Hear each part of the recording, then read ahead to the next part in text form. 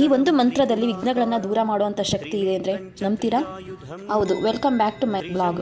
ಇದು ಮಂಗಳವಾರದ ಸಂಕಷ್ಟಿ ದಿನದ ಬ್ಲಾಗ್ ಆಗಿರುತ್ತೆ. ಸೊ 21 ಸಂಕಷ್ಟಿ ಮಾಡಿದಾಗ ಏನು ನಮಗೆ ಫಲ ಸಿಗುತ್ತೋ ಆ ಒಂದು ಫಲ ಈ ಒಂದು ಸಂಕಷ್ಟಿಯನ್ನು ಆಚರಣೆ ಮಾಡೋದ್ರಿಂದ ಸಿಗುತ್ತೆ. ಸೊ ಖಂಡಿತ ಯಾರು ಕೂಡ ಮಿಸ್ ಮಾಡಬೇಡಿ. ಒಂದು ವೇಳೆ ಮಿಸ್ ಮಾಡ್ಕೊಂಡಿದ್ರೆ ಏನೆಲ್ಲ ಮಾಡಬೇಕು, ಗಣಪತಿ ವಿಗ್ರಹ ಇಲ್ಲ ಅಂದರೆ ಯಾವ ರೀತಿ ಪೂಜೆ ಮಾಡಬೇಕು, ಪೂಜಾ ವಿಧಾನ, ಸಮಯ, ಚಂದ್ರೋದಯದ ಸಮಯ, ಯಾವ ನೈವೇದ್ಯವನ್ನು ಗಣಪತಿಗೆ ಅರ್ಪಿಸಬೇಕು, ಯಾವ ಹೂಗಳನ್ನು ಅರ್ಪಿಸಬೇಕು, ಯಾವ ಮಂತ್ರವನ್ನು ಪಠಿಸಬೇಕು, ಯಾವ ವಸ್ತುವನ್ನು ಗಣಪತಿಗೆ ಅರ್ಪಿಸಿದರೆ ಶುಭ ಫಲಗಳು ಸಿಗುತ್ತೆ, ಎಲ್ಲ ಮಾಹಿತಿಯನ್ನು ನಾನು ಯೂಟ್ಯೂಬ್ ಚಾನಲಲ್ಲಿ ಅಪ್ಲೋಡ್ ಮಾಡಿದ್ದೀನಿ. ಮಿಸ್ ಮಾಡದೆ ವಿಡಿಯೋನ ಪೂರ್ತಿಯಾಗಿ ನೋಡಿ.